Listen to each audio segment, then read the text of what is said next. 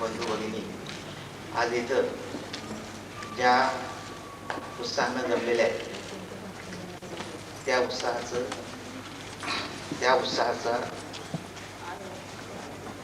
साठी आज आपला एक परमभाग्याचा दिवस उजाडलेला आहे की जिथं परमपूज्य श्री माताजी आदिशक्ती श्री निर्मला देवी यांचं शुभ आगमन झालेलं आहे. आणि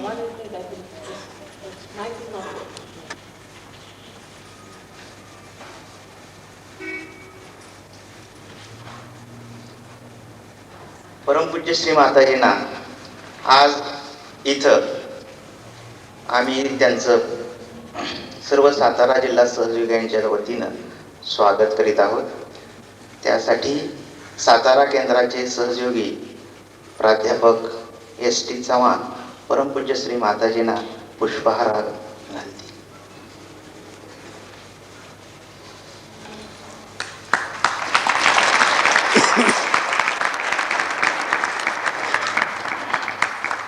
तसेच या निमडू स्कूल या शाळेचे शाळा प्रमुख श्री महाशब्दे सर परमपूज्य श्री माताजींना पुष्पहार अर्पण करून त्यांचं स्वागत करते.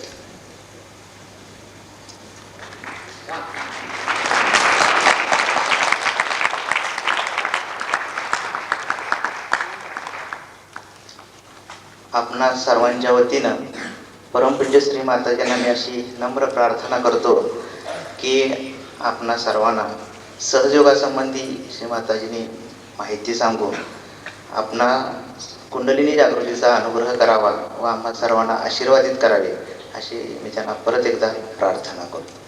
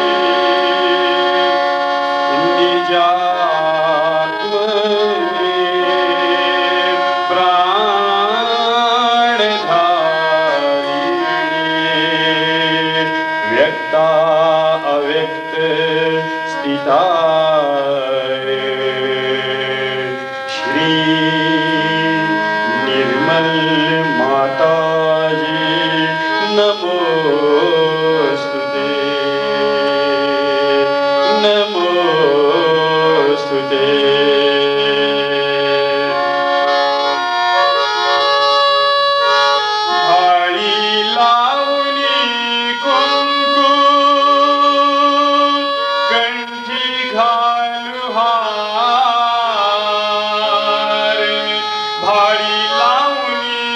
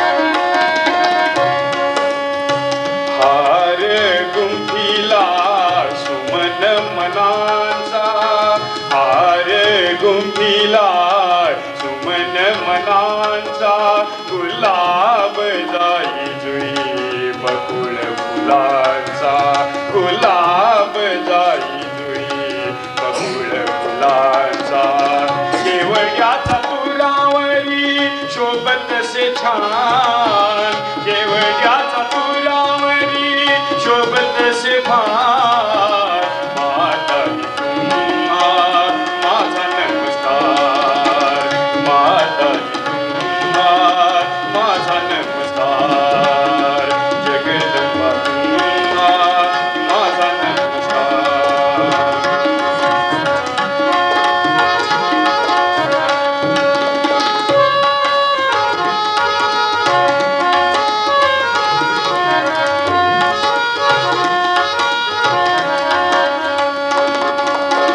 मानस पूजा पूजा करोनी आ आ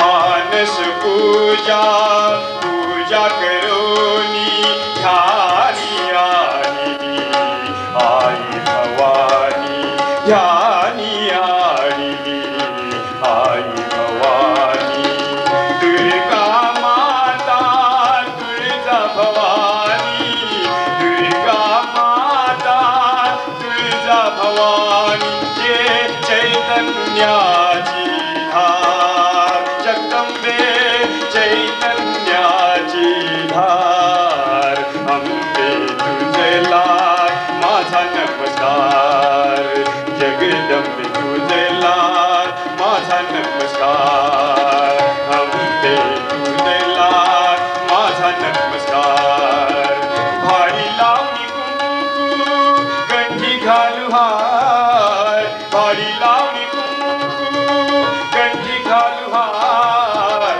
माता तुम्हा माझा नमस्कार माझा नमस्कार माता तुम्हा माझा नमस्कार जय अंबे जगदंबे मा जय अंबे जगदंबे जय अंबे जगदंबे मा जय अंबे जगदंबे जय अंबे जगदंबे मा जय अंबे जगदंबे जय अंबे जगदंबे मा जय अंबे जगदंबे जय अंबे जगदंबे मा जय अंबे जगदंबे जय अंबे जगदंबे मा जय अंबे जगदंबे जय माता दी जय माता दी जय माता दी जय जय जय माता दी जय माता दी जय माता दी जय जय जय माता दी जय माता दी जय माता दी जय जय जय माता दी जय माता दी जय माता दी जय जय जय जय जय जय जय माता दी जय माता दी श्री माता दी जय जय जय माता दी जय माता दी श्री माता दी जय जय जय माता दी जय माता दी श्री माता दी जय जय जय माता दी जय माता दी श्री माता दी जय जय जय माता दी जय माता दी जय माता दी जय जय श्री माता दी जय जय जय माता दी जय जय जय माता दी माताजी तुम्हा माझा नमस्कार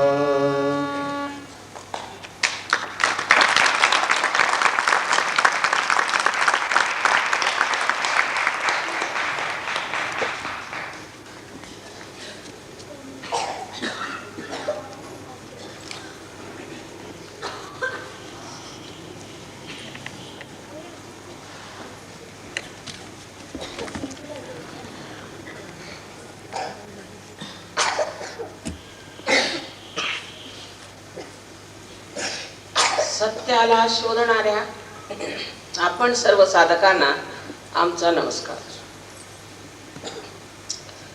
सत्याबद्दल सांगायचं तर सत्य आहे तिथे आहे, ते आपण बदलू शकत नाही. मानवी कल्पनेने ते आपण आकलन करू शकत नाही. ते मनुष्याच्या बुद्धीच्या पलीकडे. मानव चेतनेत आपण ते जाणू शकत नाही. जर ही गोष्ट आपण लक्षात घेतली तर अध्यात्म काय ते आपल्या लक्षात येईल. अध्यात्म म्हणजे आत्म्याचं ज्ञान. ते झाल्याशिवाय कोणती अंधश्रद्धा ठेवून, कोणची धारणा धरून हे कार्य होत नाही. त्याला कुंडलिनीचं जागरण हेच एक विधान सांगितलेलं आहे.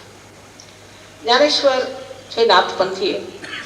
नाथपंथीयांमधली परंपरा अशी की एका गुरुला एकच शिष्य असायचा आणि त्या गुरुनी एका शिष्याला जागृती द्यायची आणि सगळं हे ज्ञान सांगायचं. पण ज्ञानेश्वरांनी 12व्या शतकात एक मोठी कामगिरी केली की आपले गुरु म्हणजे त्यांचे ज्येष्ठ बंधू श्री निवृत्तीनाथ यांना परवानगी मागितली की मला कृपा करून एवढी आपण परवानगी द्या की हे जे काही मी जाणतो कुंडलिनीबद्दल ते मी स्पष्ट रूपाने लोकांना सांगू शकतो. नुसतं सांगण्याची मला परवानगी द्या. मी कुणाला शिष्य करणार नाही, पण मला फक्त ही सांगण्याची एकदा आपण परवानगी दिली तर मला सार्थक वाटेल. त्यांनी ही परवानगी त्यांना दिली आणि त्यामुळे 12व्या शतकातच ज्ञानेश्वरी लिहिताना 6व्या अध्यायात त्याने कुंडलिनीचं वर्णन केले. पण धर्म मार्तंडांना त्यातलं काही गम्य नव्हतं, म्हणून त्यांनी असं सांगितलं की हा निषिद्ध आहे, 6वा अध्याय वाचायचा आहे. त्यामुळे लोकांना कुंडलिनीबद्दल ज्ञान झालं नाही. पण त्यानंतर रामदास स्वामींनी कुंडलिनीबद्दल बरंच सांगितलेलं आहे की रामदासांची भूमी केवढी पवित्र असली पाहिजे. त्यांनी स्पष्टपणे सांगितलं की कुंडलिनीचं जागरण हे आवश्यक आहे, त्याशिवाय आत्म्याचं ज्ञान मिळत नाही, अध्यात्म बनत नाही. त्यांना कोणी विचारलं की किती वेळ लागतो कुंडलीच्या जागरणाला. त्यांनी सांगितलं तत्क्षण, पण घेणारा तसा पाहिजे आणि देणाराही तसा पाहिजे. त्यात आपण असं समजलं पाहिजे की जर तुम्ही कोणतंही कार्य अंधश्रद्धेने केलं तर त्यात विश्वास ठेवून ती श्रद्धा चुकीची. पण शास्त्रीय दृष्ट्या असा विचार केला पाहिजे की आम्ही जे म्हणतोय ते खरं आहे की नाही ते पडताळून पाहिलं पाहिजे. कोणी म्हणतात देवच नाही, हे फार अशास्त्रीय. देव नाही असं म्हणणं हे चुकीचं आहे, कारण तुम्ही त्याचा पत्ता लावला का? तुम्हाला कळलं का देव आहे किंवा नाही? जोपर्यंत तुम्ही त्याचा पत्ता लावला नाही त्या सरळ मोगम सांगायचं देवच नाही, हे एक प्रकारे माझ्या मते फार मोठं असत्य आहे. फार तर फार असं म्हणता येईल की आम्हाला देव आहे किंवा नाही हे माहित नाही. आइन्स्टीन सारख्या एवढ्या प्रवीण आणि गाजलेल्या सायंटिस्टने सुद्धा देवाला कधी असं म्हटलं नाही. न्यूटनने असं म्हटलं नाही. कोणत्या सायंटिस्टने असं म्हटलं नाही की देव नाही, कारण ते खरे सायंटिस्ट होते. पण ते अर्धवट आहेत, त्यांना जे तोंडाला येईल ते बोलत असतात. आता दुसरं सांगायचं म्हणजे असं की अंधश्रद्धेबद्दल सुद्धा आपल्याला पूर्ण माहिती असायला पाहिजे. ती म्हणजे अशी की अंधश्रद्धा 4 प्रकारची असते. म्हणता येईल की श्रद्धा ही 4 प्रकारची असते. एक म्हणजे ती जी तामसिक ही अंधश्रद्धा आहे. कारण कोणी मनुष्य रस्त्यावर बसला, तो जेलमधून सुटून आलेला असला आणि त्यांनी जर भगवी वस्त्र घातले तर लागले आपण त्याला बोलायला. हे कार्य संतांनी केलं आहे, कारण संतांच्या जवळ डोळ श्रद्धा होती. हे कार्य एड्या गबाळाचे नव्हे, त्याला पाहिजे जातीचे. संतांच्या शिवाय कोणाला कळणारच नाही की कोणची श्रद्धा खरी आणि कोणची खोटी. हा निरक्षीर विवेक फक्त संतांना माहिती. दुसरी म्हणजे त्याला आपण म्हणू राजश्रद्धा. म्हणजे आता एखादा पोलीस ऑफिसर येऊन उभा झाला किंवा एखादा मिनिस्टर येऊन उभा राहिला तर त्याच्यावर श्रद्धा ठेवली. मग तो कसंही असे नका, तो प्रतिष्ठित असो वा नसो, भ्रष्टाचारी असो वा नसो, पण अशी आपली श्रद्धा असते. राजारामासारखे एवढे महान पुरुष तुम्हाला लाभले, असे असताना तुम्ही जर त्यांच्या श्रद्धा ठेवली तर ती सात्विक श्रद्धा. रामदासांवरती केलेली श्रद्धा ती सात्विक. कारण त्यांचं आयुष्य कसं होतं, त्यांचं चरित्र कसं होतं. जे संत होऊन गेले तुकारामासारखे, ज्यांना शिवाजीने नजराणा आणला, आणखी इतके दागिने आणले, ते सगळे त्यांनी परत करून. अशी आहेत का माणसं आज? अशी संतांसारखी माणसं आज जगात मला तुम्ही दाखवा, विशेषतः आपल्या महाराष्ट्रात तर शोधून सापडणार. अशा संतांनी जे कार्य केलं ते संतांचं खरं कार्य आहे. आणि त्यांच्यावर श्रद्धा असणं ही सात्विक श्रद्धा. ज्या माणसाने असं विशेष कार्य केलं असेल, त्यांनी जगाचं कल्याण केलं असेल, त्यांच्याबद्दल श्रद्धा असणे ही सात्विक श्रद्धा आहे. आणि जेव्हा अशी सात्विक श्रद्धा आपल्यामध्ये आपण बाळगतो, तेव्हाच त्याच्यावरची पायरी म्हणजे डोळस श्रद्धा आपल्यामध्ये येते, जी संतांना जी डोळस श्रद्धा होती, त्या श्रद्धेमध्ये ते जाणत होत, त्याला माहित होतं खरं आणि खोटं काय. आपल्याला अजून केवळ सत्य असं काही माहितीच नाही. जर माहित असतं तर इतकी भांडणं कशाला झाली असती, इतका उपद्व्याप कशाला झाला असता. अनेक तऱ्हाच्या धारणा, अनेक तऱ्हाच्या अशा काढायच्या, कोणाला जे सुचलं ते काढतात. आता हे अंधश्रद्धे निर्मूलनावर तर मला बोललंच पाहिजे, कारण त्यांनी आम्हाला भयंकर त्रास दिलेला, स्पेशली तुमच्या या सातारा जिल्ह्यात. ह्या रामदासाच्या तुमची लायकीच त्यांनी कमी करून ठेवली, कारण स्वतः नालायक लोक आहेत. त्यांच्यामध्ये काही लायकी असती तर त्यांच्याशी बोलणं तरी केलं असतं, पण थोडं बहुत शिकलेले लोक आहेत, काही त्यांना ज्ञान नाही, काही नाही. एक गृहस्थांच्या बद्दल लिहून आलं की ते रिकाम टेकडे, त्यांची बायको खूप पैसे उकळते, तिने हॉस्पिटल घातल्या, पैसे उकळते आणि रिकाम टेकडा मनुष्य निर्मूलनाचं कार्य करते. हे काय कार्य करणार निर्मूलनाचं? तसेच अनेक तऱ्हेचे विचित्र लोक या निर्मूलनाच्या कार्यात गेले आहेत, पण मुलांना मात्र जपून ठेवा. अशीच एक इंग्लंडला आधी सुरुवातीला काढली, त्याचं नाव अँटी कल्चर, म्हणजे संस्कृतीच्या बाहेर जायचं होतं. म्हणा संस्कृतीचे त्रास होते, प्रत्येकाने सूट घातला पाहिजे, प्रत्येकाने टेल कोट घातला पाहिजे, वगैरे वगैरे अनेक प्रकार. पण ती टूम काढल्याबरोबर सगळ्या मुलांनी शाळा बिळा सोडल्या आणि त्याच्यात भरती झाली. ओरडा आरडा, इकडे जाणं तिकडे जाणं, जबरदस्ती, हे सगळं मुलांनी शिकून घेतलं. अभ्यास सोडला, स्टडी सोडली. आणि त्याच्यानंतर मग काहीच हाती लागलं नाही. एवढं सगळं केलं, मारामाऱ्या केल्या, कुंशीपणा केला, काही हाती लागलं नाही. मग ड्रग घेऊ लागले, ड्रगनी हाती नाही लागलं, मालक, मग खून, अनेक प्रकार सुरू झाले अमानुषतेचे. कारण जोपर्यंत मनुष्याला अध्यात्माचा पाया राहणार नाही, तोपर्यंत तो असंतुलनात जातो. कोणत्या माणसाला तुम्ही जर 100 रुपये दिले तर तो त्याचं काहीतरी वाईटच करणार, दारू तरी पील, काहीतरी घाणेरडा प्रकार करणार. पण जर एखाद्या संताला दिले तर तो सत्कारणी लागणार, काहीतरी सत्कारणी कार्य करणार आहे. म्हणून अध्यात्माचा पाया फार जरुरी आहे. आणि तो आल्याशिवाय कोणी म्हटलं की आम्ही निर्मूलन करतो तर करू शकत नाही, आणि तसंही करू शकत नाही. उदाहरणार्थ मी आपल्याला सांगते एक गोष्ट. आमच्या साहेबांच्या ऑफिसमध्ये एक गृहस्थ होते, निंबाळकर म्हणून, आणि त्यांचा एक मुलगा होता. तो फारच व्रात्य होता. तर त्याला जहाजावर पाठवलं. त्याला जहाजावर पाठवलं, तिथे त्यांनी स्मगलिंग सुरू केलं. तर साहेब सांगतात त्याला मी काही ठेवू शकत नाही, आणि त्याला काढून टाकलं. त्याला काढून टाकल्यावर त्याच्या वडिलांना फार वाईट वाटलं. थोड्या दिवसांनी वाटलं. मी लंडनहून आले, त्यांच्या बायकोने सांगितलं माझे दागिने, आपल्या सासूचे दागिने, आपल्या बायकोचे दागिने हे सगळे घेऊन गेला, आणि घर सुद्धा गहाण ठेवलं की मी काहीतरी बिझनेस करतो. आम्हाला समजलंच नाही की हा बिझनेस कसला करतोय, पण आम्ही म्हटलं बरं करतोय तर करू दे. आणि गेला सगळं घेऊन, आणि त्याचा पत्ता नाही. वर्ष झालं अजून त्याचा पत्ता नाही. कुठल्या वर्षी गेले त्याचा पत्ता नाही, कुठे गेला, काय करायचं, म्हणता की आम्ही कुठे जायचं, कुठे राहायचं, तो घर गहाण टाकलं. तर म्हटलं पत्ता काढा, त्याला काही पत्ता लागणार नाही. 3ऱ्या वर्षी गृहस्थ परत आले, त्यांनी सगळ्यांचे पैसे देऊन टाकले, माल करून टाकले. ती बाई फार सोजवळ होती, तिला शंका वाटली हा गृहस्थ इतके पैसे कुठं घेऊन आला. तर तिने मग इकडे तिकडे विचारपूस केली, बराच तपास केला. मी जेव्हा 4थ्या वर्षी आले तर मला सांगितलं की त्याने आपल्याला गुलाब बाबा करून ठेवले. तर मी त्याला एक सडकून पत्र लिहिलं, म्हटलं खबरदार जर तू हे असले धंदे केलेस तर.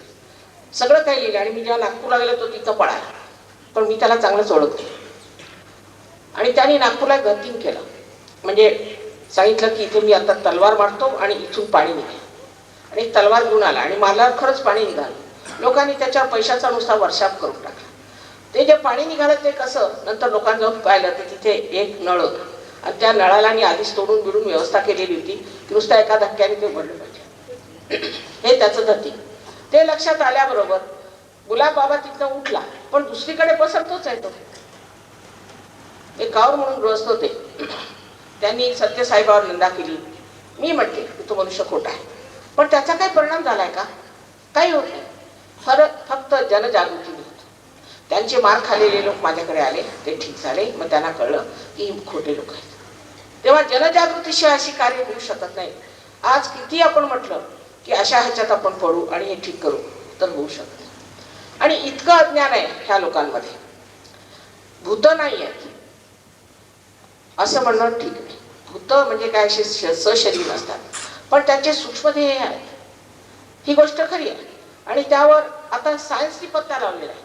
त्याचं नाव त्यांनी प्रोटीन 58 आणि प्रोटीन 53 ठेवलेलं आहे. आणि ते भूतकाळात आपल्याला बसलेलं आहे, ते येत आहे असं स्पष्ट सांगतात ते. पण इथल्या डॉक्टरांनी कुठे शिकले ते? मी जेव्हा मेडिकल केलं त्याच्यानंतर मी पाहिलं पुष्कळ मेडिकल सायन्स वाढलेलं आहे. आणि बाहेर जाऊन कळतं, पुस्तकं वाचून, जर्नल्स वाचून, की कुठल्या कुठे लोक गेलेत. आज कुंडलिनीचं नाव सुद्धा आमच्यामुळे त्यांनी आपल्या जर्नल्समध्ये घेतलेलं आहे. पण काही वाचन नाही, काही नाही, कुपमंडुकासारखी ते बसून राहायचं आणि असले धंदे करायचे, एक मंच तयार करायचा. करा, पण लहान मुलांना घेऊ नका. शाळेतल्या कॉलेजच्या मुलांना हात लावायचा नाही. त्यांना आता अभ्यास करून त्यांचं आयुष्य बनवायचं. तेव्हा ह्या अशा ह्याच्यात नुसता आरडाओरडा करायला जे तुम्हाला घेऊन जातात त्यात तुम्ही पडू. आता बघा, त्यांनी अंगापूरला 5-5, 6-6 वर्षाच्या मुलांच्या हातात दगड दिले आणि दगड मारले. मला तर हेच वाटलं की त्या मुलांना कुठे न पकडून द्यावं. 500 दगड फेकले त्यांनी. त्यातले 18 जण हे परदेशी लोक, हे फार मोठमोठाले विद्वान लोक, त्या मूर्ख नाहीत, जखमी झाले. तर दिल्लीहून CBIने पाठवले याच्यावरती की हे लोक काय करतात ते बघा. संबंध महाराष्ट्रात काय काय चाललंय, काय काय होत आहे ते जर तुम्ही पाहिलं तर तुम्हाला आश्चर्य वाटेल की आज जर तुम्हाला काही थांबायचं असलं तर भ्रष्टाचार थांबा. मुलांना घेऊ नका, हे स्वतःला फार समजता शहाणे. भ्रष्टाचार थांबा. भ्रष्टाचारामुळे केवढा त्रास होतो आणि ते बघायला पाहिजे. त्याच्याऐवजी भलत्या गोष्टीकडे लोकांचं लक्ष लावायचं. कुठेही असली टूम नाही, कुठे अशी टूम नाही. संबंध भारत हे इथेच, त्या अतिशहाणपण इथे पिकलेलं. ते रामदास स्वामींच्या भूमीत ज्यांनी अशा लोकांना काय काय शिव्या दिल्या, त्यांना शिव्या येत नव्हत्या, तेव्हा त्यांनी आपल्या मनाने बनवून काहीतरी शिव्या दिल्या ह्या लोकांना, मूर्खात काढल्या. तेव्हा समजलं पाहिजे की आपण अशा बेकार लोकांच्या नादी लागलं नाही पाहिजे. माझे यजमान शास्त्रीचे मुख्य सचिव होते आणि एक दिवस शास्त्रीची फार हसायला आले. म्हटलं झालं काय तुम्हाला? अहो म्हणे आज कमाल झाली. म्हटलं काय? इथे म्हणे अशा संस्था आहेत की जिथे लोकांना नुसतं नारेबाजी करायची, नारेला गाणेवाले. असं का? तर म्हणे की त्यांच्याजवळ सर्व तऱ्हेच्या टोप्या, सर्व तऱ्हेचे पुठ्ठ्यांवर लिहिलेलं काय असेल नसेल, प्रत्येक ह्याचं, प्रत्येक सामाजिक म्हणा किंवा राजकारणी म्हणा, असं काही असलं ते आहे. मग त्यांना तेवढे पैसे द्यायचे. मग ते आपल्या टोप्या बदलतात, ते हातात घेऊन बाई ओरडत. तर मी आता गेलो म्हणे तिथे, तर ते जे नारे लावत होते ते तर बरोबर होते, पण त्यांच्या पुठ्ठ्यावर दुसरंच लिहिलं होतं, दुसऱ्याच कंपनीचे होते ते, आणि त्यांच्या टोप्या वेगळ्या. म्हटलं अरे तुम्ही टोप्या त्याच घालून आला का सकाळी घालून आला? ते म्हणा मला वेळच नाही झाला. पण अरे तुम्ही वाचलं काय त्यात काय लिहिलेलं आहे? म्हणजे अशी परिस्थिती आहे. इतका खोटेपणा जगामध्ये. ह्या लोकांनी आम्हाला दगडफेक केली, याबद्दल शंकाच नाही. आम्ही कोणावर दगडफेक केली नाही, काय. हे कुठलं शहाणपण आहे? कोणावर दगडफेक करणं हे कोणतं निर्मूलनाचं कार्य आहे? हे खुनशीपणाचं कार्य. आणि त्याच्यामध्ये त्यांनी मुलांना घेऊन घेतलेलं. त्याच्यात दुसरं असं आहे की कुंडलिनीचं कार्य हे फार महान कार्य. रशियामध्ये 400 डॉक्टर कुंडलिनीचं कार्य करत आहेत. दिल्लीमध्ये 3 डॉक्टर, दिल्ली युनिव्हर्सिटीत 3 डॉक्टरांना MDच्या पदव्या मिळाल्या. ते काय MDच्या पदवी देणारे MBBS डॉक्टर नसले पाहिजेत, MD नसले पाहिजे, त्याच्यावरचे असले पाहिजेत ना. तर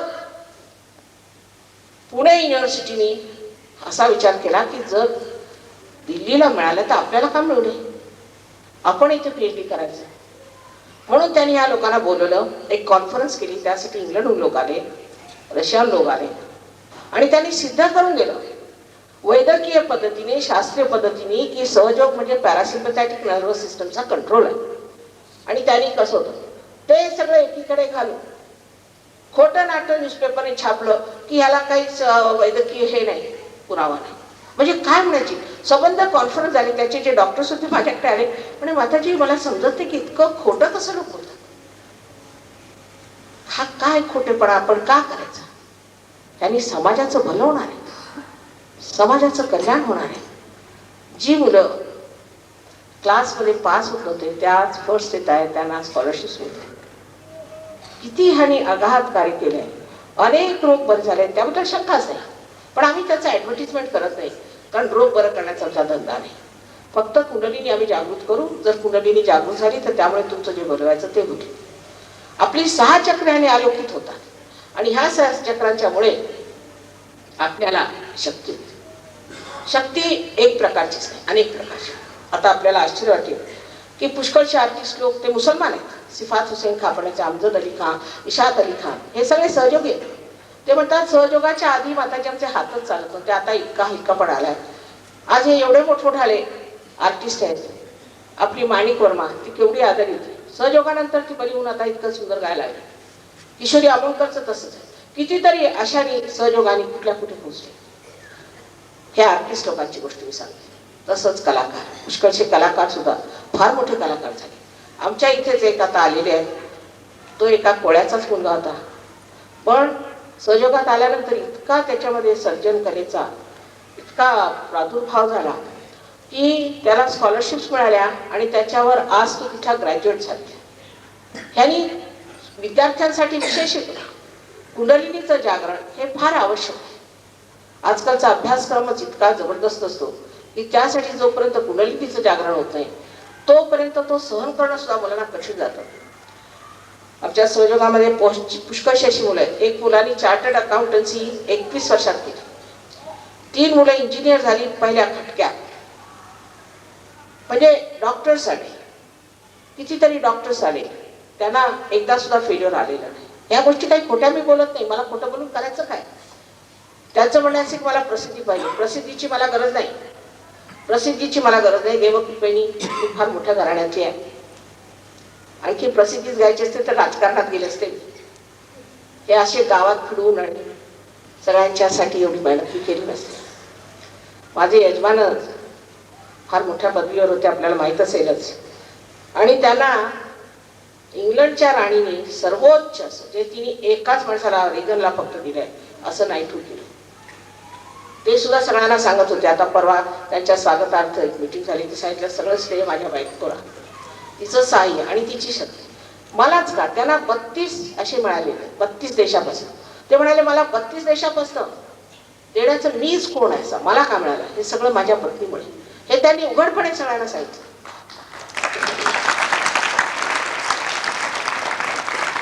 पण तरी लोकांच्या डोक्यात लख प्रकाश पडत नाही की ते आपल्या कल्याणासाठी, आपल्या भल्यासाठी. कारण आम्ही एकही पैसा घेत नाही, हे मुख्य कारण. आम्ही म्हटलं की रोग बरे होतात पण आम्ही पैसा घेतो, म्हणजे हे जे उपटसुंब डॉक्टर आहेत त्यांच्या पोटावर पाळी अशी त्यांना भीती वाटते. पण तसं होणार नाही. सहजोगात येणारेच लोक कमी आहेत. आता इथे एखादा जर भामटा येऊन उभा झाला तर 1000 होईल, पण कोणी सत्यार्थी बोलणारा असला तर फार कमी आहे. याच्यासाठीच म्हटलंय त्याला पाहिजे जातीची, ज्यांच्यामध्ये ती कुमकच नाही, ती लायकीच नाही, ते लोक इथे येणारच नाही. आम्ही किती लोकांना बरं करणार आहोत. तुमच्यासाठी आम्ही सगळे श्रीमंत लोक सोडून टाकले. तरी म्हणा काही काही श्रीमंत इथून झाले सहयोगामुळे. त्यांनी उघडपणे सांगितलं, राहुल बजाजचं आपण नाव ऐकलं असेल, त्यांनी उघडपणे सांगितलं की माझा हात माताजी ठीक केला, मी तो हुस्टनला जाणार होतो. नंतर एक आहे तिथे बारी मेहरोत्रा, फार मोठे इंडस्ट्रिस्ट आहेत, त्यांनी सांगितलं अहो मी माझं तर 5 मिनिटात माताजी हात ठीक केला, मी तर मारणाला पोचलो. त्याच्यानंतर एक आणखीन आहे तिथे, मला नाव विसरत कोणाकोणा ठीक केलं ते, तर त्यांनी सांगितलं माझी बायको 14 वर्षात, मी मला विसरलेलं होतं सगळं. ते सगळं एकानंतर एक येऊन सांगायला आलं की मला हे बरं केलं, मला ते बरं. मी बघतच राहिली बाबा, मी काय त्यांना पैसे दिले नाहीत. त्यांना असं वाटलं की हे कमीत कमी आम्ही सांगितलं पाहिजे, कारण माताजी आमच्याकडनं काही पैसे घेत नाही, काही घेत नाही, तेव्हा एवढं तरी माताजीच्याबद्दल आम्हाला सांगायला पाहिजे. म्हणून 500 डॉक्टरांच्या समोर त्यांनी येऊन सांगितलं. हे काही खोटं बोलतायत लोक. तेव्हा ह्या लोकांनी माझ्या विरुद्ध काय एवढं उठवलंय असा मी विचार केला. मी काही पैसे देत नाही, हे मुख्य कारण. देवाच्या कार्याला जर कोणी पैसे मिळते तर तो मनुष्य खरा नाही, हे जाणून ठेवलं पाहिजे. कारण देवाला पैसे समजत नाही. जशी पृथ्वी तिच्यात एखादं बी पेरलं किंवा जी अनेक फळं फुलं पुष्प सर्व तऱ्हेच्या गोष्टी आपल्याला देते, तिला आपण किती पैसे देतो, तिला पैसे समजतात का, हे लक्षात घेतलं पाहिजे. ही जिवंत क्रिया आहे आणि आपल्या उत्क्रांतीत आता आपण मनुष्य स्थितीला आलो. याच्या पुढच्या उत्क्रांतीला आपल्याला उतरलं पाहिजे. तिथे केवळ सत्य जाणलं पाहिजे, त्यालाच आपण कैवल्य म्हणतो. आता ही इतकी मंडळी इतके 56 देशात इथे आलेले आहेत, निवडक लोक आहेत. त्यांच्यात कधी भांडण नाही, तंटा नाही, काय नाही. तर ते रजनीश, आणि हे तुम्हाला आश्चर्य वाटेल, मी सांगितलंच पाहिजे की समाचार त्याचा गुजरात समाचार मध्ये मी माझ्या डोळ्यांनी पाहिलं. त्याच्यात असं लिहिलं होतं की ह्या रजनीशच्या एका शिष्याने, सगळेच आनंदच आहेत तिकडे त्यांची नाव, की आम्ही अंधश्रद्धा निर्मूलन समितीला सांगून माताजीला एक फटका दिला, म्हणजे इथे मामाला जे दगड मारले तिथे, आणि आता त्यांना मी दुसरा फटका देणार आहोत. तेव्हा तुम्हाला आश्चर्य नाही वाटलं पाहिजे. त्याच्या आधीच ते रजनीश फटकले आणि गेलेच. आणि काय काय उपद्व्याप त्यांनी केला ते ह्या लोकांना विचार, हे सांगतील तुम्हाला. किती घाणेरडा तो मनुष्य आहे आणि त्याने किती घाणेरडे प्रकार केले. आणि त्याच्या शरणाला हे जाऊन मला इतपर कळलेलं आहे की त्यांनीच त्यांना मेस्मरिझमची विद्या शिकवलेली आहे, म्हणजे संमोहनाची. संमोहन हे फार फार जास्त डेंजरस आहे, फारच जास्त. ज्याने संमोहनात गेला तो परत येऊ शकत नाही. जो मनुष्य संमोहन करतो त्याला फार वाईट त्रास होतो. आता हे डॉक्टर काऊर तसेच होते, तरुणपणीच गेले. संमोहनाचं कार्य करणं फार चुकीचं आहे. संमोहन म्हणजे भूतविद्या आहे, काळी विद्या आहे. आणि जे लोक संमोहनाचं कार्य करतात त्यांना मी जागृती देऊ शकत. तुम्ही 10 लाख दिले तरी करू शकत. संमोहनाने आपण दुसऱ्याच्या चेतनेवर आघात करतो आणि त्याची चेतना आपण ओढून येतो. हे महान पापाचं कार्य आहे. आणि त्यानंतर त्या माणसाची काय दशा होती किंवा आमची काय दशा आहे ते पाहण्यासारखं आहे. त्याबद्दल सुद्धा विदेशी देशांमध्ये, परदेशी देशांमध्ये ज्या ठिकाणी प्रगल्भता आलेली आहे, अनेक गोष्टी त्यांनी लिहिलेल्या आहेत की संमोहन आणि काय काय घाणेरडे प्रकार होतात. आमचे एक डॉक्टर होते, त्यांच्यावर संमोहन विद्या केली होती, ते शिकले होते संमोहन विद्या. त्याच्यानंतर मग त्यांना दारूचाही नाद लागला. त्यानंतर ते सहयोगात आले, मोठ्या मुश्किलीत त्यांची कुंडली जागृत झाली. झाल्यानंतर सगळं सोडून उभे झाले. आता 7 हॉस्पिटल्समध्ये लंडन शहरामध्ये ते मुख्य आहे. ह्या अशा संमोहन विद्येला तुम्ही बळी पडू नका. संमोहनाची काय गरज आहे? संमोहन करण्याची काय गरज आहे? कोणी साधू संतांनी संमोहन केलं होतं? ते तुम्ही संमोहन शिकत आहात त्यांच्यापासून. हे कशासाठी शिकायचं? दुसरी गोष्ट अशी की भौतिकता त्या देशांमध्ये फार वाढली. परत विज्ञानाचा एकांकीपणा. विज्ञान हे एकांकी, त्यांनी सर्वांगीण उन्नती कधी होऊ शकत नाही. विज्ञान फार एकांकी. त्याच्यात कविता नाही, त्याच्यामध्ये प्रेम नाही, त्याच्यामध्ये माणुसकी नाही, काही नाही. विज्ञानाने जर मनुष्याने आपली वाढ करून घेतली तर आज ॲटम बॉम्ब उभे आहेत, हायड्रोजन बॉम्ब उभे आहेत, ते विज्ञानाने झाले ना. त्यात कोणची माणुसकी? ह्या एकांकी प्रगतीमुळे आज त्या देशामध्ये काय काय दशा झाली ते तुम्हाला कळणार नाही. आम्ही सगळे फिरून आलेलो. अमेरिकेसारख्या देशामध्ये लोकांना 65% लोकांना घाणेरडे रोग झाले. आणि आता पुण्याला सगळ्यात जास्त या रजनीशच्या लोकांच्यामुळे सगळ्यात जास्त हिंदुस्थानात नाही पुण्याला होते. एकाने मला प्रश्न, त्यांच्या युनिव्हर्सिटीत जाऊ का? म्हटलं मुळे जाऊ. प्रश्न विचारला तर सांग, तुम्हाला घाणेरडे रोग घ्यायचे असेल त्याच्या युनिव्हर्सिटीचा. ही सगळी घाण त्याने तिथे एकत्र केलेली आहे. मग त्याशिवाय त्या देशांमध्ये इतर इतके प्रश्न आहेत की ते तुम्हाला समजणारच नाही. सांगितलं तर तुम्हाला आश्चर्य. म्हणजे लंडन सारख्या शहरामध्ये, शहरात, इंग्लंडमध्ये नाही, शहरातच प्रत्येक आठवड्याला 2-2 मुलं आई वडील मारून टाकतात. त्यांची सामाजिक व्यवस्था इतकी खराब आहे. एक बाई 9-9दा लग्न करते. हा प्रकार आहे. तिथला जो सामाजिक प्रकार झालेला आहे तो आपल्या देशात आणायचा आहे का आपल्याला? तशी स्थिती आपल्याला आणायची का आपल्या मुलाबाळांसाठी? तेव्हा अध्यात्म हा पाया आहे. हे लोक इथे का आले?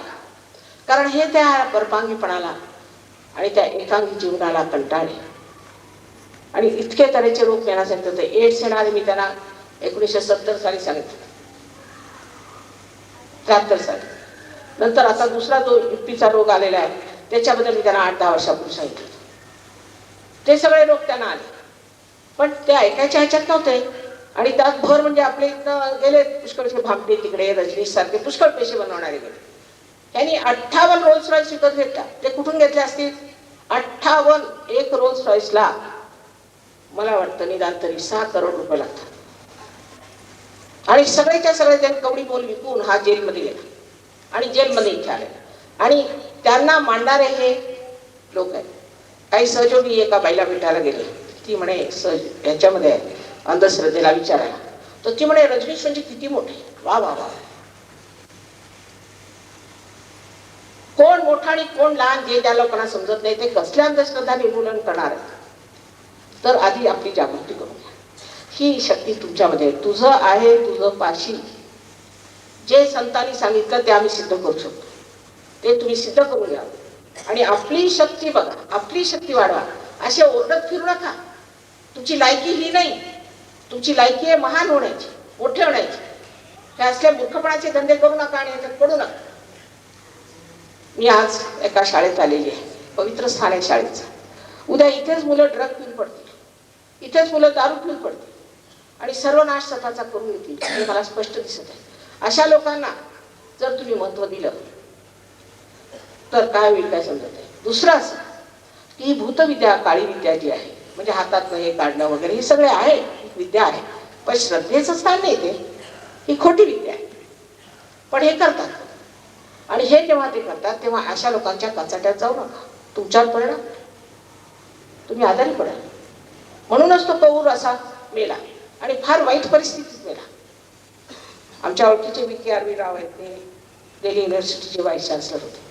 त्यासाठी तो तडपडून मेला. त्याच्या मागे हे लोक लागलेले आहेत.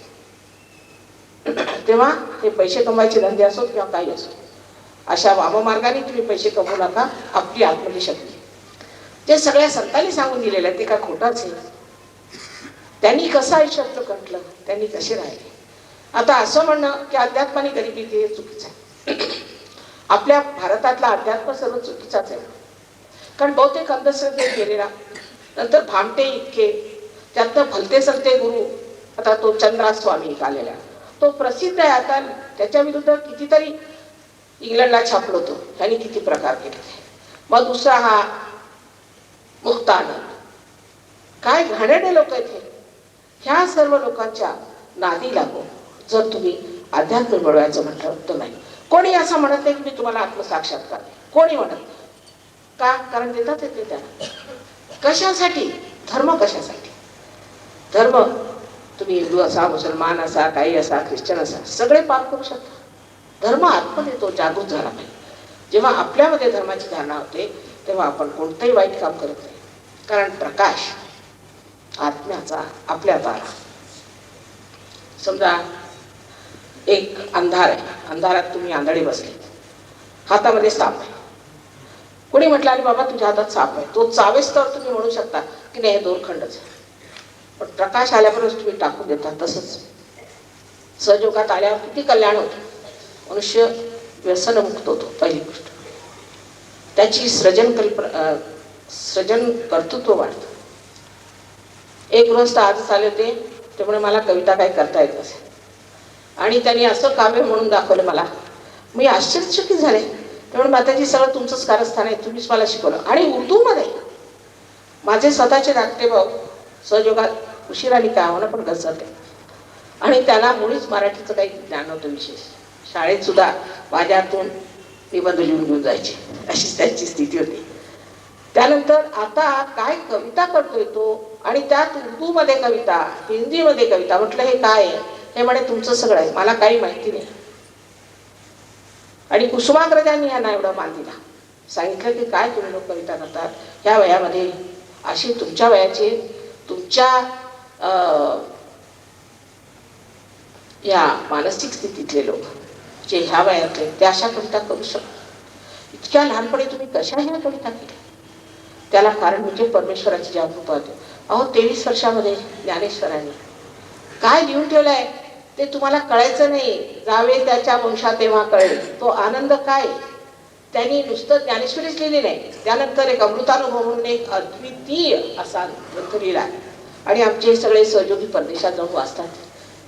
ते वाचण्यासारखं म्हणजे कितका आनंद आहे तो, त्याच्यात इतका आनंद आहे की 2 जरी ओळ्या त्याच्या कोणी लिहू शकलं तर मी म्हणेन की काहीतरी आहे त्याच्यासारखं. पण त्यांच्यावरही घाला म्हणे. त्यांची जाऊन आम्ही समाधी उघडू की तरी समाधी घेतली गेली. जो स्वतः खोटाडा असतो तो सगळ्यांनाच खोटं समजतो. हेच ह्यातलं तथ्य. तेव्हा त्या साताऱ्यामध्ये आम्ही इतक्यात आलो आणि इथे काहीतरी कुचतं हे मला माहीत होतं आणि त्यामुळेच सगळ्यात कमी साताऱ्याला कार्य झालेलं आहे. आता तुम्हाला त्या शिवाची आठवण करून देते, जे आत्मसाक्षात्कारी. आपल्या देशातही लालबहादूर शास्त्री हे आत्मसाक्षात्कारित, हे आत्मसाक्षात्कारित. पण आपण त्यांना घालवलं का? कारण आपली लायकी नाही, अशा लोकांसाठी आपली लायकी नाही. गार्बाचेव हा सुद्धा साक्षात्कारी, म्हणूनच तो मला इतकं महत्व देतो. जे साक्षात्कारी लोक आहेत ते साक्षात्कारी लोकांना ओळखू शकतात. नामदेवांना ओळखलं कुणी? तर नानक साहेबांनी. त्यांना सांगितलं की तुम्ही इतकी सुंदर कविता करता देवाची, आता कृपा करून तुम्ही पंजाबी शिका. एवढं मोठं पुस्तक आहे त्यांचं पंजाबीमध्ये. त्यात जनाबाईचे पण अभंग आहेत आणि मराठीचे अभंग आहेत. मला आश्चर्य वाटलं, हे लोक ग्रंथ साहेबमध्ये ते मराठीचे अभंग म्हणतात, पण त्यांचं काय पडत मूर्ख बसले, तो उचलला तो ग्रंथ. एक बोट इथे ठेवायचा, अखंड पाठ 2.5 दिवसात संपला पाहिजे. मग त्यांनी काहीतरी वाचायचं, तिथे बोट ठेवायचं, दुसऱ्या बोट ठेवायचं. ह्याला काही अर्थ आहे? हे पडत मूर्खांची लक्षण आहे. त्यांनी म्हटलंय, काय रे बनको जन जाई, सदा निवासी सदैव अलेपा तो हे संग समा. कशाला जगलात तुझतोस, तुझ्याच मध्ये समावेल. पण शेवटी जे त्याने म्हटलं, काय नानक बिन आपाची, स्वतःला ओळखल्याशिवाय मिटे न भ्रम की काय, हे त्यांनी नानक साहेबांनी म्हटलेलं आहे. कबीराने तर संबंध कुंडलिनीच वर्णन केलंय. इडा पिंगला सुख बनना, शून्य शिखर पर अनहद बाजी. पण शेवटी कंटाळून त्यांनी असं म्हटलं, कैसे समझाऊ सब जग अंधा. म्हणजे कमाल ही की कुंडलीना सुरती म्हटलं त्यांनी. मी पटण्याला गेले तर तंबाखूला दिलं सुरती म्हटलं. माणसाची तरी कमाल आहे. कशाचं कसं खोबरं करायचं ते मानवाला विचारा आणि त्याला ते सुरती म्हणतात. ही कुंडलिनी तुमची स्वतःची शक्ती तुमच्यामध्ये आहे आणि जेव्हा ती 6 ह्या चक्रामधून जाते, आता तुम्हाला मेडिकल माहिती नाही तर मी तुम्हाला मेडिकली समजवलं असतं. तेव्हा ब्रह्मरंध्राला छेदते. ब्रह्मरंध्राला छेदल्याबरोबरच तुमच्या हाताला थंड असं वाऱ्याचं, किंवा कधी गरम येतं, कधी कधी कोणाला गरम येतं, असा वारा लहरीसारखा येतो आणि हाताला हे परम चैतन्य जे आहे चारीकडे पसरलं ते लागतं. थंड थंड असा हातात उठा. ही परमेश्वराची प्रेमशक्ती आहे, ही तुम्हाला हाताला लागते. तेव्हा तुम्ही एक दैवी कॉम्प्युटर होऊन जाता. कोणताही प्रश्न विचारायचा, परमेश्वर आहे किंवा नाही, असाच जर प्रश्न विचारला तर लगेच हातात झण झण झण झण लागतो. पण एखादा जर भामटा येऊन उभा राहिला आणि त्यांनी जर भगवे वस्त्र घातलेले असते तर लगेच तुमच्या लक्षात येईल की हा भामटा आहे, कारण हातामध्ये गरम गरम नाही, किंवा हा चोर आहे. ह्याच बोटांवर, त्या 5 आणि 6 आणि 7 बोटांवर तुम्हाला कळेल की ह्याची चक्र कोणची धरलेली आहे. तुम्ही चक्राचीच बोली करता, दुसरं काय बोलत नाही. आणि ह्यांचं चक्र कसं ठीक करायचं हे शिकण्यासारखं आहे आणि ते अगदी सहज, काही पैसे न देताना तुम्ही आत्मसात करू शकता आणि त्याच्यावर तुम्ही प्रावीण्य मिळू शकता. तेव्हा तुमची युवा शक्ती जागृत होईल. नाहीतर इथे गृहस्थ आले माझ्याकडे म्हणे, माताजी ही आमची ती युवा शक्ती. असं काय? कसली युवा शक्ती आहे? अमुक अमुक एका पॉलिटिकल पार्टीची. मुळीच पॉलिटिकल पार्टीला जॉईन करू नका. मी त्यांना म्हटलं, तुमचं धोरण काय? धोरण काय नाही, आम्हाला जे हे सांगतात तेच. असं का? तुम्हाला काही व्यक्तित्व नाही, काही सांगितलं ते करायला तुम्ही काय? हे काय करतात ते पाहिलं का? ह्यांचं आयुष्य कसं आहे ते पाहिलं का? हे कसे वागतात ते पाहिलं का? ह्यांच्याजवळ पैसे कुठे येतात ते पाहिलं का तुम्ही? लागले आपले, झालंय काय तुम्हाला? हा त्याच्या डोक्यात विरोध प्रकाश पडला. म्हटलंय सरळ सोडा, आत्मसाक्षात घ्या आणि त्याच्यानंतर तुम्हाला कळेल की तुम्ही कोण आहात. आता हे तुम्ही बघताय का आयुध आहे, पण ह्याचा जर संबंध मेनशी झाला नाही त्याला काही अर्थ नाही. तसंच मानवाचं आहे. जोपर्यंत आपला संबंध मेनशी होत नाही तोपर्यंत आपल्याला हे कळणारच नाही की आपण कोण आहोत, आपलं पोटचा गौरव, आपली काय लायकी. मग तुम्ही नाही जाणार तिथे ओरडायला, ही कामं करायला तुम्ही जाणार नाही. तुम्ही बघाल की दारुडे आहेत, ह्याच्यात हे धंदे आहेत, आम्ही कशाला ह्याच्या मागे जायचं? आम्ही सत्कर्माला लागणारे सत्कारणी लोक होतो, असा जेव्हा मनामध्ये विचार येईल तेव्हाच म्हणायचं की कुंडलींचं जागरण होईल. पण ज्या लोकांना हिंसा करणं, लोकांना दुःख देणं, त्रासवणं, असे हिटलरशाहीचे उपद्रव सुचतात त्यांच्यासाठी कुंडलिनी नाही. त्या ह्या जन्मात काय 1000 जन्मात होणार नाही. अशा उपद्रवी लोकांना आम्ही म्हटलं तर कधीही जागृती देऊ शकणार नाही. तेव्हा आपल्या मनामध्ये आपल्याबद्दल आदर असायला, ज्यांना आपल्याबद्दल आदर नाही तेच अशी उपद्रव करतात. आपण कोण, आपली महानता काय, आपली प्रतिष्ठा काय हे समजलं पाहिजे. डिग्निटी त्याला म्हणतो ते समजलं पाहिजे.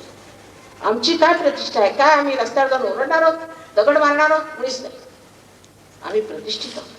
आपल्या आईवडिलांची प्रतिष्ठा वाढवायची, महाराष्ट्राची प्रतिष्ठा वाढवायची. हे लोक तुम्हाला इतकं उच्च समजतात की तुम्ही महाराष्ट्रात जन्मले. त्यांचं म्हणणं असेल जिथे एवढं चैतन्य आहे माताजी तिथले लोक किती मोठे असायला पाहिजे. पण जसं सबंध समुद्रामध्ये पक्षी हा धावतोय त्याला काही पाणी मिळत नाही, तशाचाच प्रकार आहे. जिथे पिकतं तिथे विकत नाही. हे लोक इतक्या लांबून आले तिथे, ते कशाला? ते असं जाणून तिथे एवढं चैतन्य आहे. मी किती म्हटलं दुसरीकडे जाऊया, नाही, आम्हाला महाराष्ट्रातच पाहिजे. महाराष्ट्राचं चैतन्य कुठे आहे? काय सुंदर आहे म्हणे महाराष्ट्र. त्यांचं सौंदर्य बघण्याचं म्हणजे बाह्य नाही, आतलं त्यातलं जे काही कार्य आपल्या संत साधूंनी केला त्याचा फायदा आम्हाला फार आहे. त्यामुळे हे लोक इकडे येतात. त्यांना मी तुकारामाच्या समाधीवर पाठवलं तर तिथे ते जिथे ध्यान करत असत तिथे गेले तर लोकांनी मला सांगितलं, माताजी गडबळा लोळत होती जमिनीत. म्हटलं तुम्ही कशाला लोळला? म्हणून माताजी जमिनीत ना हो चैतन्य वाहत होतं, जमिनीत ना चैतन्य येत होतं ते पाहिलं आम्ही, म्हणून आम्ही लोळत होतो.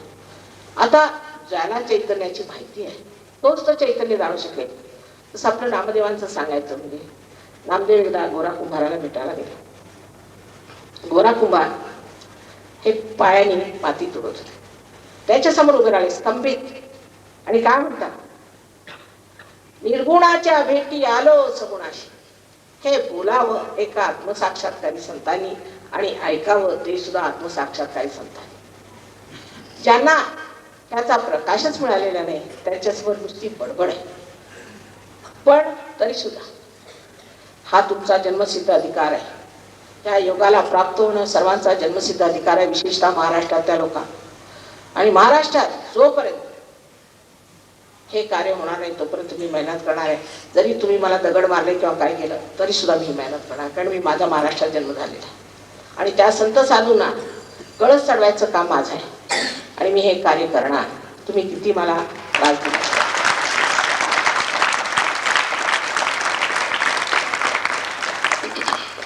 तुम्ही संतांना फार त्रास दिला होता लोकांनी आणि तो त्यांनी सहन केला. कारण ते एकटे होते. सत्य मिळालं ते एका दुसऱ्यालाच मिळाले होते. एकटे दुकटे ते त्यांना आपण लोकांनी मारून सुद्धा टाकलं. असे म्हणतात की सालामाल म्हणून एक ग्रस्त होता पुण्याला. तो लागला मागे तुकारामाच्या आणि तुकारामाला मारून टाकला. इथपर्यंत लोक म्हणतात. किती छळलं त्याने, ज्ञानेश्वरांना किती छळलं. त्याच्या पायात वाहणार नव्हते. तसेच उन्हा ताना ते जात असे आणि आता त्यांच्याच पालख्या काढतायत. अरे ज्याला पायात वाहणार नव्हत्या त्याच्या कसल्या पादुका घेऊन तुम्ही जेवणासाठी म्हणून इकडे तिकडे फिरता. म्हणजे सगळी दृष्टी सगळं काही किती खाली आलेलं आहे. आता मीच आपल्याला सांगते, आमचे यजमान कलेक्टर होते मेरठला, पुष्कळ वर्षापूर्वीची गोष्ट आहे. तेव्हा आम्ही सुद्धा लहान होतो. तर आम्ही कधी ऐकलं नव्हतं, कधी विचार सुद्धा आला नाही मला, कधी कानावर अशी बातमी आली नाही की एखाद्या कलेक्टरनी कमिशनरनी पैसे घेतले. हे शक्यच नव्हतं. काय लोक होते ते, शक्यच नव्हतं. आज हे सगळं कालकारण आपल्यातलं अध्यात्म गेलं. कारण अध्यात्मामध्ये सगळी नीतीची मूल्य आहेत. नीतीची सर्व मूल्य त्याच्यात असले ते एकदा नीती सुटली म्हणजे आपण कुठे जाणार, भरकटून जाणार. आपलं होणार काय, आपण कुठे पोहोचणार आहोत हे लक्षात आणलं पाहिजे. आपलं ध्येय आयुष्यात काय आहे ते लक्षात आणलं पाहिजे. आणि आत्मसाक्षात्कारानंतर जी शक्ती तुमच्यात येते ती तुम्ही दुसऱ्याला देऊ शकता. ह्याच्या कृषीवर इथे फार मोठे डॉक्टर आलेले तिराणी आहेत, त्यांनी फार अनुसंधान केलेले आहे आणि आम्ही त्याबद्दल पेपरात दिलं तर कोणी छापायलाच तयार आहे. सगळ्या घाणेरड्या गोष्टी छापायला तयार आहेत. आम्ही त्याला सांगितलं की एवढं मोठं सूर्यफूल निघालं आमच्या इथे. नंतर सांगितलं की एका एकरामध्ये 60 तांदूळ पेरले, 60 किलो आणि त्याचे 240 किलो निघाले. पण कुणी छापायला तयार नाही, येऊन पाहायला तयार. फक्त राहुरीचे लोक आले, त्यांनी पाहिलं ते स्तंभित झाले. त्यांना आश्चर्य वाटलं. त्यांनी सांगितलं आम्ही असं कधी सूर्यपूट पाहिलंच नव्हतं माताजी, केवढं बस होता. अहो म्हटलं सहयोगाने सर्व होऊ शकतं. सगळ्यांवर, पशुपालनावर, प्रत्येक गोष्टीवरती ह्याचा प्रयोग हा परदेशात झालेला आहे आणि तो इथे आपण वापरू शकतो. त्यांनी सगळ्यांची स्थिती ठीक होऊ शकते. पण कोणी ऐकायलाच तयार नाही, कोणाला फुरसतच नाही आजकाल दगड मारण्यापलीकडे. हेच एक धंदे वाचलेले आहेत. हे रिकामपट्टे धंदे करू नयेत आणि आपली प्रतिष्ठा ही जाणून घेतली आणि त्या प्रतिष्ठित स्थितीला आपण उतरलं पाहिजे. आपण काय रस्त्यावर पडले नाही. वाटेल त्यांनी वाटेल ते सांगितलं तसं वागून आपली आपण प्रतिष्ठा घालवायची. मला आश्चर्य वाटतं कधी कधी की पुण्याला सुद्धा 8-10 अशी मुलं घेऊन आले होते आणि त्यांना विचारलं की अरे बाबा तुम्ही कशाला आला तिथे? नाही आम्हाला थोडे पैसे दिले म्हणून आम्ही आलो, दुसरं काय. ही का तुमची प्रतिष्ठा झाली?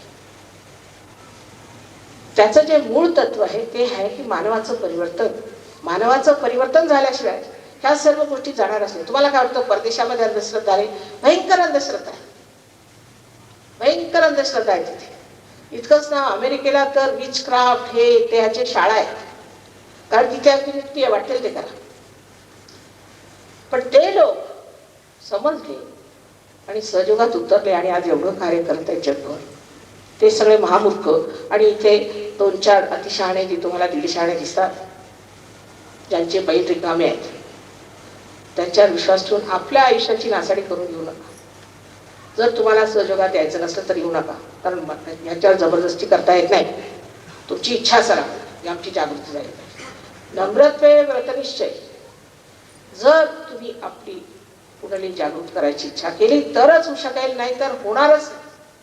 हे काय आव्हानाचं काम नाहीये की आमची जागृती करू द्या. कशी करणार? उद्या हिटलर माझ्यासमोर वराला माझी जागृती कर, तर मी म्हणे बाबा तुझी जागृती झालेलीच आहे, तू आता तसाच आहे. कधीच होणार नाही. तेव्हा माणसाचा एकंदर विचार की आम्हाला सुद्धा ही परमेश्वरी शक्ती मिळाली पाहिजे, हे फार जरुरी. ते नसलं तर कोणावरही जबरदस्ती करता येत नाही, कोणावर दडपशाही करता येत नाही, दगड मारता येत नाही, काही. हे मिळवायला पाहिजे. आपली शक्ती आपल्याजवळ असताना आपण जर नाही मिळवली तर तुम्हाला शहाणे म्हणू की काय म्हणू? हे तुमच्यात आहे. जे त्यावेळेला ज्ञानेश्वरांनी सांगितलं सामूहिकतेत, त्या आज आम्ही साक्षात करत असताना ह्या महाराष्ट्रातच हा शहाणपण कशाला असेल? असं दिल्लीला नाही, असं दिल्लीच्या पलीकडे नाही, युपीला नाही, कर्नालला गेलो तिथे नाही, हरियाणाला नाही, कुठे नाही, तसंच आसामला नाही. आश्चर्याची गोष्ट आहे की आपल्या महाराष्ट्रातच काय, तिथे संतांनी सगळं कार्य केलेलं आहे. असं का? कारण आपल्याला असं वाटतं की धर्माच्या नावावर पुष्कळ वाईट गोष्टी होत्या, हे मी मानते. पण मीच त्याबद्दल 1970 सालापासून बोलते. इथपर्यंत लोकांनी माझ्या मनाने सांगितलं की तुमच्या बायकोला लोक मारतील. म्हटलं मला मारणार अजून आलेला नाही, बघते मी कसं. तेच उलटणार त्यांच्यावर, जे मारायचा प्रयत्न करेल ते त्यांच्यावर उलटतील. तेव्हा हे लक्षात ठेवलं पाहिजे की सत्कारणी आपलं आयुष्य घालवलं पाहिजे, आपलं काहीतरी विशेष नाव झालं पाहिजे. ती शक्ती मिळवा आणि सगळ्यांचं नाव झालं पाहिजे मोठं. आज मी या शाळेच्या आवारात आले, हे मी आपलं सद्भाग्य समजते आणि शाळांबद्दल मला फारच उत्कट प्रेम आहे. इतकंच नव्हे पण तरुण पिढीबद्दल आम्ही फार दुर्लक्ष केलं असं मी नेहमी सांगत असते. तेव्हा आता ही वेळ अशी आलेली आहे की तिथे तुम्ही आपली शक्ती मिळवा, आणखी स्वतः आपण कोण आहोत, आपला गौरव काय ते जाणून घ्या. माझा तुम्हा सर्वांना अनंत आशीर्वाद. आता ज्यांना जागृती हवी असेल त्यांनी इथून बसावं किंवा मागे बसावं, पण ज्यांना नको असेल त्यांनी कृपा करून द्या. इथे बघायची भूमिका करू नये. ऐकलं का तुम्ही?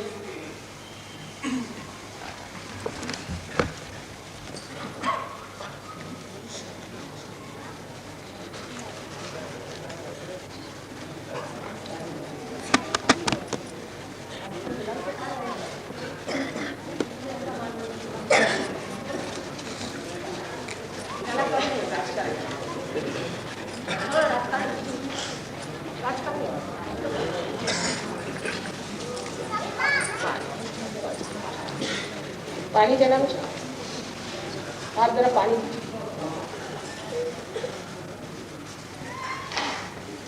छोटे तुम्ही आलात का इकडे? बर, आता मी तुम्हाला एक दाखवणार गृहस्थ जे सहजात येऊन एकदम कवी झाले आणि फार मोठे कवी झाले.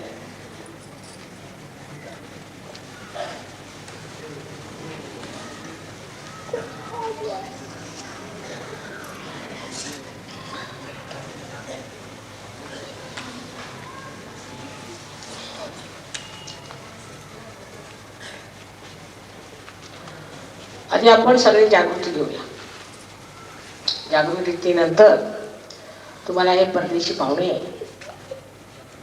मराठीत, हिंदीत, संस्कृतमध्ये गाणी आहेत. तुम्ही म्हणू शकत नाही इतकी चांगली, अगदी शुद्ध मराठी आणि काही ग्रामीण नामदेवाचा जोगवा, पोवाडे सगळे इथून शिकले. काही गोंधळ्यांना धरलं, त्यांच्यापासून शिकले, सगळं काय लिहून घेतलं आणि 56 देशात ते गाणे म्हणतात.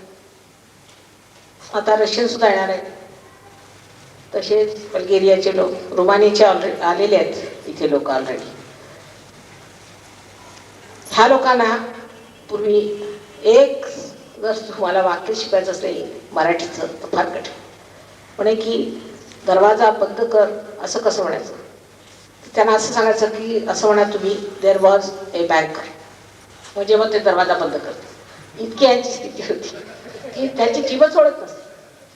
मराठीत तर सोडा, संस्कृतात तर खूप नाही येणार, हिंदी सुद्धा बोलायची यांची सोय नव्हती.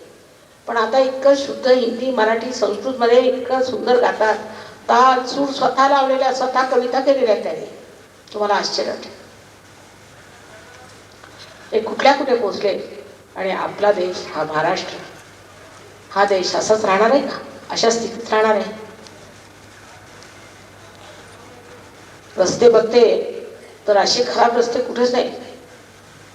संबंध हिंदुस्थानात असे रस्ते नाही, के घाणेरडे रस्ते.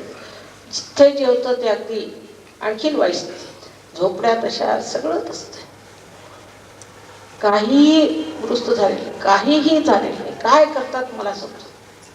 पुण्याला आम्ही आलो तर सर्व म्हणायला लागले की माताजी तो मनुष्य पैसा खातो, असं का? आणि तुम्हाला भीतो म्हणून तो पैसे घेणार नाही आणि कामे करणार. करता करता जो पैसा खातो, हा पैसा खातो, तो पैसा खातो. म्हटलं जेवतो का नाही कधी, का पैसेच खातात? दुसऱ्या तुम्ही हिंदुस्थानात कुठे गेला तर मारामाऱ्या आहेत, सगळं काही आहे. पण एवढं काही भ्रष्टाचार नाही. उठल्या सुटल्या भ्रष्टाचार, इतका भ्रष्टाचार की अभ्यासक्रमात आता एक ग्रस्त मला म्हणाली मात्र तुम्ही अभ्यासक्रमामध्ये सहयोग आणा. अरे म्हटलं कसलं काय? तिथे भ्रष्टाचार, प्रत्येक गोष्टीमध्ये भ्रष्टाचार. म्हणजे तुमचं काय, तुम्ही भ्रष्टच होणार की नाही? त्याच्या विरुद्ध का नाही मंच काढा? त्याच्या विरुद्ध नाही काढणार. आणि हे समजलं पाहिजे की आपलं लक्ष तिकडे जायला पाहिजे, तिकडेच गेलं पाहिजे. आपलं लक्ष देवाकडे ठेवा. जेव्हा ही आपल्याला शक्ती मिळेल त्यानंतर तुम्हाला कळेल की केवळ सत्य काय आहे आणि त्या सत्यामुळे आपण कसं जाणतो. हे आपल्यामध्येच एक यंत्र आहे म्हटलं पाहिजे. आणि ते यंत्र एकदा जागृत झालं तर आपण शक्तिमान होतो. जोपर्यंत शक्ती चेतन होत नाही तोपर्यंत ती जडच आहे. जेव्हा ती चेतनतेत उतरते तेव्हाच आपल्याला चैतन्य प्राप्त होतं. तेव्हा ही जी शक्ती आपल्यामध्ये कुंडलिनीची आहे ती जागृत झाली पाहिजे. समोर बसा, समोर असे माझ्या समोरून बसा, थोडेसे इकडे नको, इकडे येऊन बसा. असे समोर बसले, समोर बसू, आरामात आराम. तर आरामात कुंडली जागृती करायचा आम्ही काढलाय. तुम्हाला काही हिमालयावर जायला नको, काही डोक्यावर उभं राहायला नको आणि गुरुचं मार खायला नको. आम्ही आई आहोत आणि आईला असं वाटतं की या धक्काधक्कीच्या काळात अगदी आरामात कुंडली जागृत केली पाहिजे. त्यासाठी अर्थात आम्ही मेहनत केली, प्रयोग केलेच आणि त्यानंतर ही शोधून काढली की वया त्याचा सगळ्यांनी सामूहिकतेने लाभ घेतात. त्यांनी खूप माहिती आहे.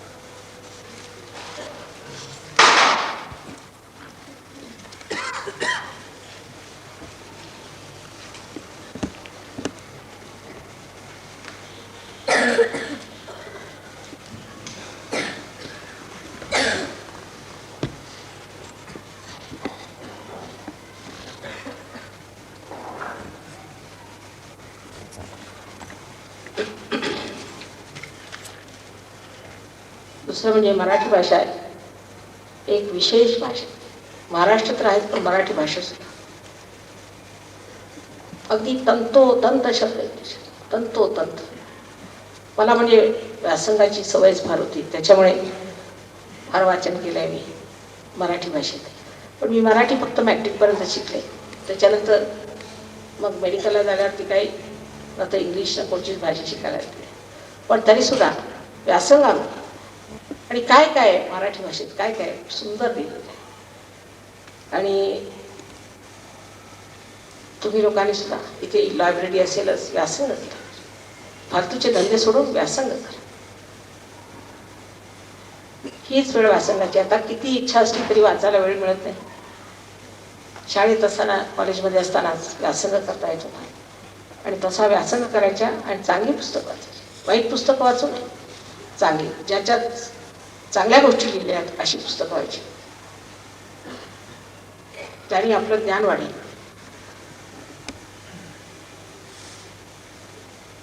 पण पडत मूर्ख व्हायचं नाही.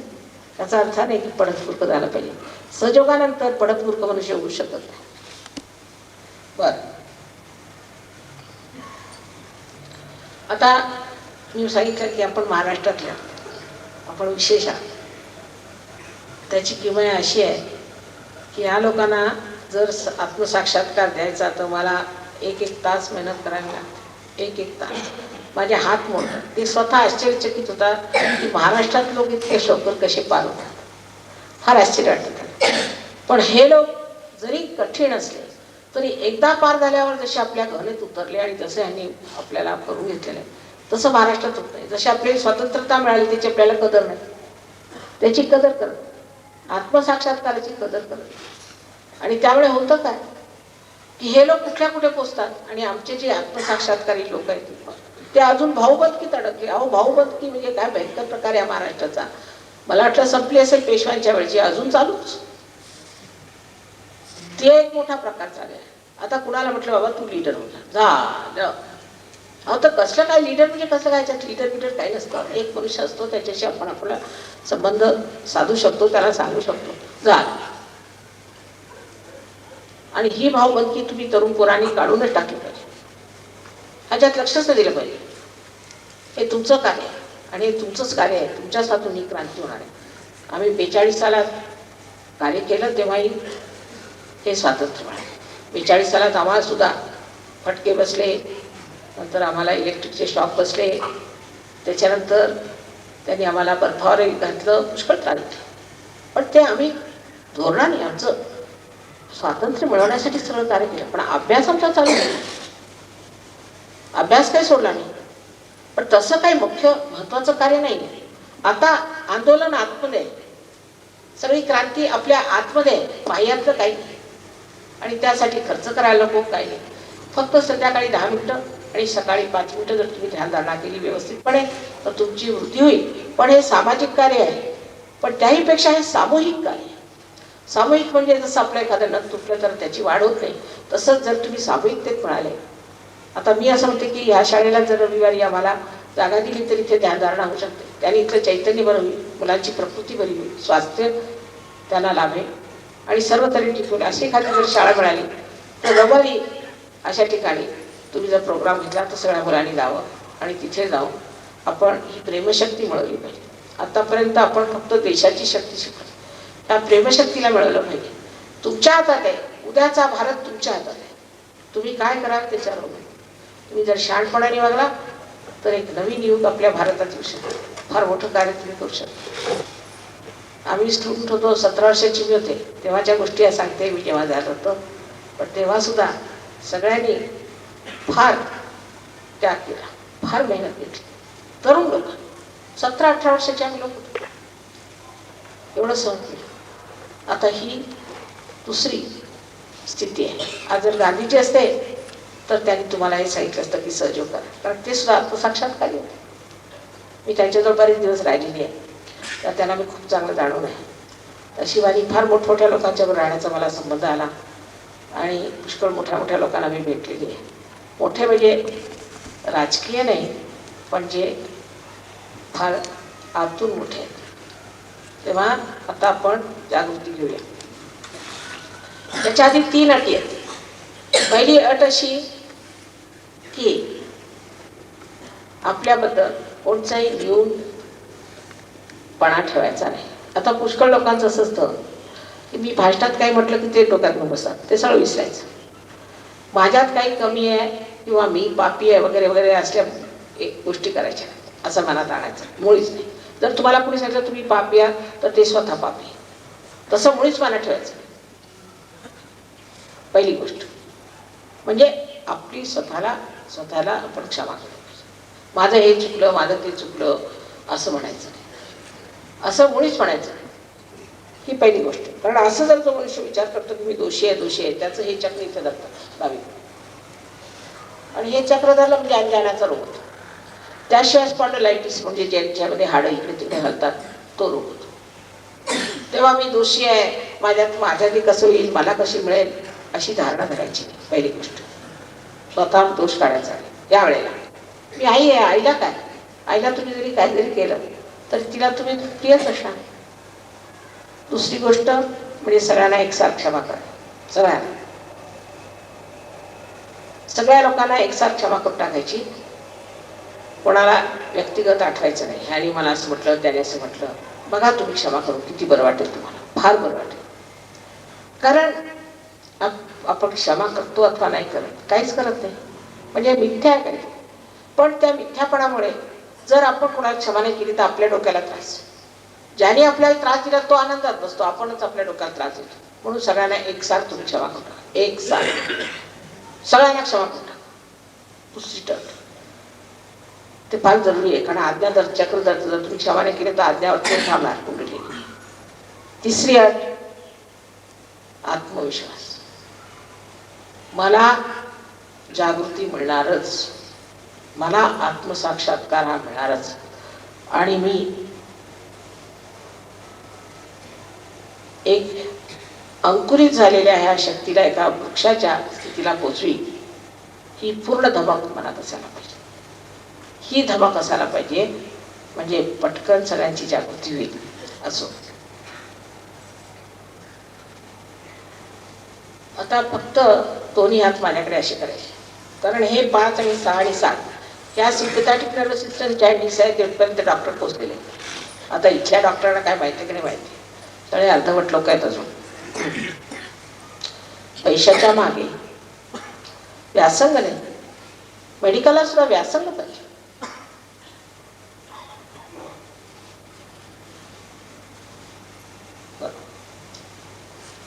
आता डोळे मिटायचे आणि मी सांगेन तेव्हा डोळे उघडायचे. जर कोणी वर बसले असतील तर त्यांनी दोन्ही पाय असे वेगळे ठेवायचे, पायात जोडा आणि काय करू नका, दोन्ही पाय असे दूर ठेव जे वरती बसतो. दोन्ही हात माझ्याकडे, डोळे मिटायचे.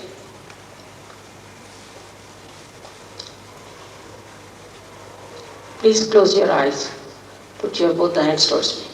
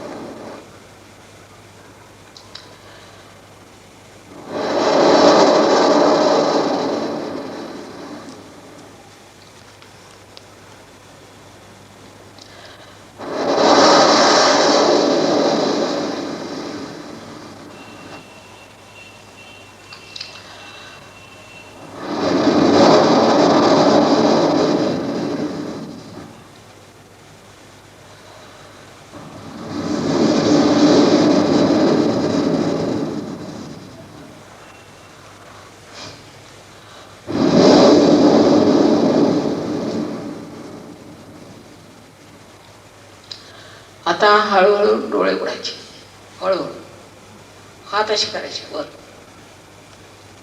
Please keep your hands towards me like this. आता उजवा हात माझ्याकडे करायचा, उजवा हात असा पुढे, आणि मान वाकून ही जी टाळू आहे, जे ब्रह्मरंध्र आहे तिथे डावा हात असा करायचा. मान वाकून घ्या म्हणजे बरोबरच. अधांत्री, डोक्यावर नाही, अधांत्री. कोणाकोणाला तर फार जोरात इथपर्यंत जाणवतं, कोणाकोणाला जवळ. तुम्हाला असं वाटेल काहीतरी डोक्यातून थंड थंड झळा येते, किंवा जर तुम्ही क्षमा वगैरे केली नसेल तर गरम गरम येत असेल तर क्षमा करा. गरम किंवा थंड असं काहीतरी डोक्यातून निघतं असं वाटेल. लक्ष टाळू ठेवायचं, पण डोळे बिळे फिरवायचे नाहीत, नुसतं लक्ष. हात फिरवून बघा, पुढे घेऊन बघा. आता डावा हात माझ्याकडे, परत मान खाली घाला, मान खाली घाला, मान खाली घाला व्यवस्थित.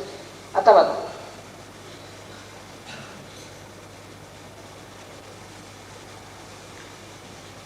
शंका काढायच्या नाही.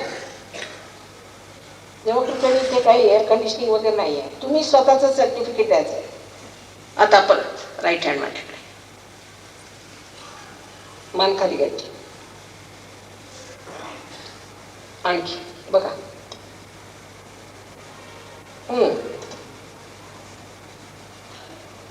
डाव्या हाताने बघायचं व्यवस्थित.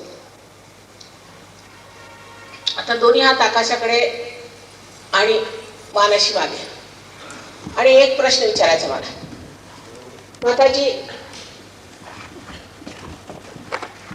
हे परमचैतन्य आहे मनात विचार 3दा, किंवा माताजी ही परमेश्वराची प्रेमशक्ती आहे असा प्रश्न 3दा आपल्या मनात विचारा. तुमचाही प्रश्न 3दा विचारा.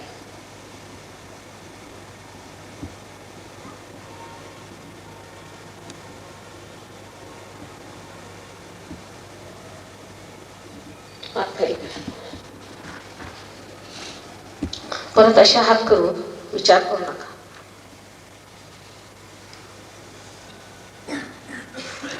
हीच हठयोगात सांगितलेली निर्विचार समाधी आहे. त्याच्यानंतर निर्विकल्प समाधी साधावी लागते. ज्या लोकांच्या हातात, बोटात किंवा टाळूतून थंड किंवा अशा गरम लहरी आल्या असतील, अशा सर्व लोकांनी हात वर करायचे.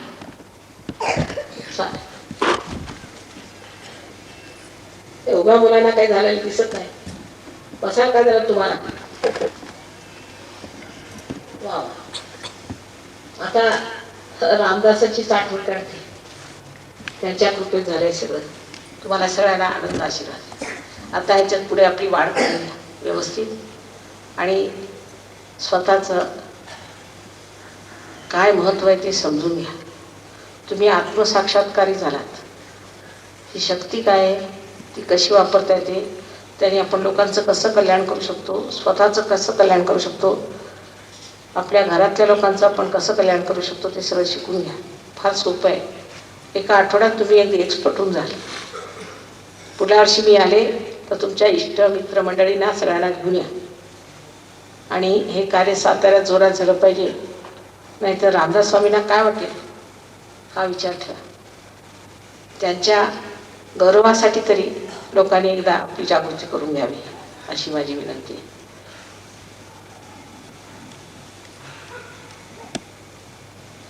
हे विचारांच्या पलीकडची दशा आहे, तेव्हा ह्याच्यावर वादविवाद करता येत नाही. शांतपणाने तुम्ही हे गाणं ऐका, आणि ते टाळ्या वगैरे वाजवतील तेव्हा आपण टाळ्या वाजवून घ्या. त्यांना फार आनंद वाटेल सगळ्यांना.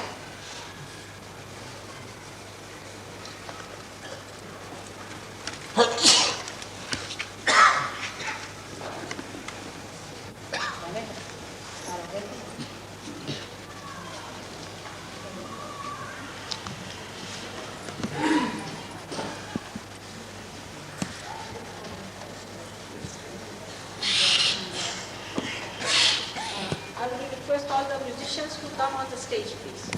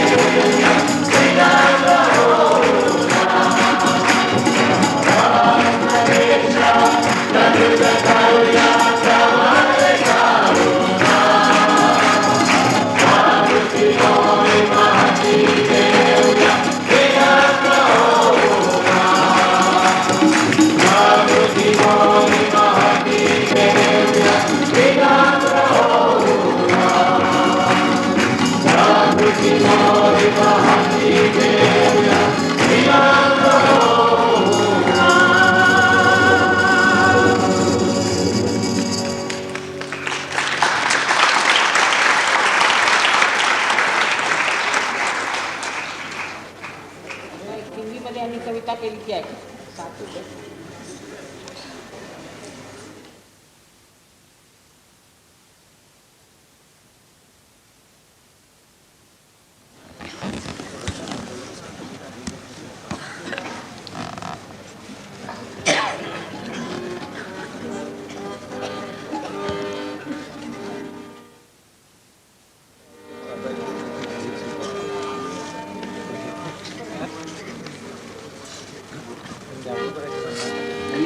श्री